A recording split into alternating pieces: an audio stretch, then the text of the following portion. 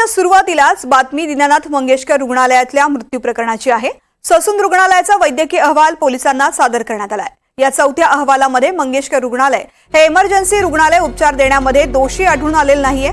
या 6 पानी अहवालामध्ये दीनानाथ मंगेशकर रुग्णालयावरती कोणताही ठपका ठेवला गेला नाहीये। तसंच डॉक्टर खैसास यांच्यावर सुद्धा अहवालामध्ये कोणताही ठपका नाहीये अशी सूत्रांकडून माहिती मिळते। विशेष म्हणजे याआधी एनडीटीव्ही मराठीने बातमी दाखवली होती, त्यावरती शिक्कामोर्तब झालाय। चॅरिटेबल बाबींची मात्र मंगेशकर रुग्णालयाकडून पूर्तता झाली नसल्याचा ठपका ठेवण्यात आलेला आहे।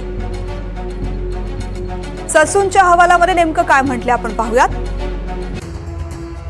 डॉक्टर खैसास यांनी कोणतेही गंभीर आक्षेपार्ह कृत्य केलेलं नाहीये, पुरावे फारसे उपलब्ध नाहीयेत। मणिपाल, सूर्य आणि इंदिरा आयव्हीएफ यांनी काही चुका केल्यात। मणिपाल रुग्णालयानं कोणतेही पोस्टमॉर्टम केलेलं नाही।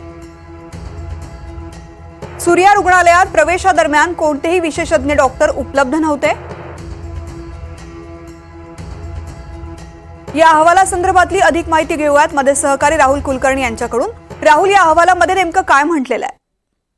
हे तेच म्हटलेलं आहे की जे आपण सुरुवातीपासून सांगितलेलं आहे, ज्याला गोल्डन आवर्स आपण म्हणतो, की अतिदक्षता जेव्हा असेल तेव्हा त्या रुग्णाला योग्य ते उपचार करणं।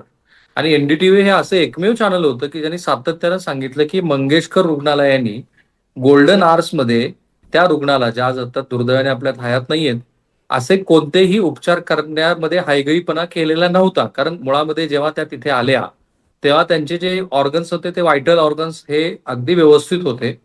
त्या 28 तारखेला आल्या आणि दुर्दैवाने त्या आपल्यातनं 31 तारखेला म्हणजे जवळपास 3 दिवसानंतर त्यांचा मृत्यू झाला। त्या मधल्या 3 दिवसामध्ये तसा थेट मंगेशकर रुग्णालयाचा काही संबंध नव्हता आणि त्यामुळं मंगेशकर रुग्णालया संदर्भामध्ये पहिले जे गोल्डन आवर्स होते त्या अनुषंगाने जेवढ्या चौकशी समितीचे अहवाल आले, आता हा 4था चौकशी समितीचा अहवाल ससूननी दिला, तो अगदी टपाली माणसाच्या हातात घेऊन तो पोलीस स्टेशन आणि मुख्यमंत्री कार्यालयाला सादर झाला। तर आपण जे म्हणत होतो तेच आता सिद्ध झालं की याच्यामध्ये मंगेशकर रुग्णालयाने गोल्डन आवर्स मध्ये रुग्णावरती उपचार करताना हायगई केलेली नाही। हे जरी बरोबर असलं तरी चॅरिटेबल ट्रस्ट अंतर्गत मात्र मंगेशकर रुग्णालयाने निश्चितपणे काही नियमांचं उल्लंघन केलेलं आहे। पहिली तर डॉक्टर खैसास यांनी तिथे जेव्हा रुग्णाला डिपॉझिट तुम्ही जमा करा असं सांगितलं, ते कायद्याचं उल्लंघन होतं। कारण जे स्टँडर्ड प्रोटोकॉल आहे तेव्हा रुग्ण आल्यानंतर त्या रुग्णाला अशा पद्धतीनं भरती करण्याआधी तुम्ही डिपॉझिटची मागणी करू शकत नाही, जेव्हा की तुम्ही चॅरिटेबल रुग्णालय आहात। दुसरा तिथे जो नियमाचं उल्लंघन झालं ते असं की आम्ही चॅरिटेबल आहोत, त्यामुळे तुमच्याकडे जेवढे पैसे आहेत तेवढे तुम्ही जमा करा असं सांगितलं गेलं नाही। जेव्हा रुग्णाच्या नातलगांनी डॉक्टर केळकर यांची संपर्क साधला तेव्हा त्यांनी तुमच्याकडे आहेत तेवढे पैसे जमा करा, आम्ही उपचार करतो असं ते जरूर म्हणाले। त्यानंतर डॉक्टर खैसास यांनी त्यांना फोनही केला रुग्णाच्या नातलगांना, पण ते बिलिंग सेक्शनला कळवलं गेलं नाही किंवा डॉक्टर केळकरांचा कोणताच मेसेज न आल्यामुळं त्या रुग्णालयाला तिथे 5 तास रुग्णालयात बसून राहावं लागले, ही वस्तुस्थिती आहे।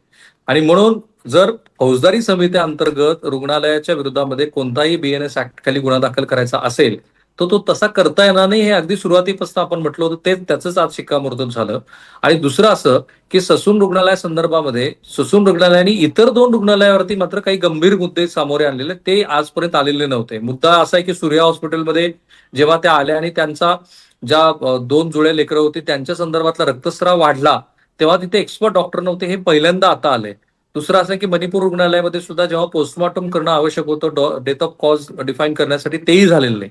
त्यामुळं मेडिकल निग्लिजन्स मंगेशकरच्या संदर्भामध्ये कुठंच येणार नाहीये। त्यामुळं मला आता शक्यता फार कमी वाटते की मंगेशकर संदर्भामध्ये रुग्णाच्या नातलगांनी जो पोलिसात तक्रार अर्ज दाखल केलाय त्याच्यावरती कारवाई होईल, पण मंगेशकर रुग्णालयावरती चॅरिटेबल ट्रस्ट अंतर्गत आणि ज्या वेगळ्या पद्धतीच्या त्यांच्या संदर्भातल्या आरोपांची जी काही राळ उठलेली आहे ती चॅरिटेबल अंतर्गत आहे, तर तिथे मात्र त्यांच्या संदर्भामध्ये काही ना काहीतरी नियमावली आणि कदाचित डॉक्टर केळकर आणि डॉक्टर खैसास यांना पुढे चालून अनेक गोष्टींचा सामना करावा लागू शकतो चॅरिटेबल ट्रस्ट अंतर्गत।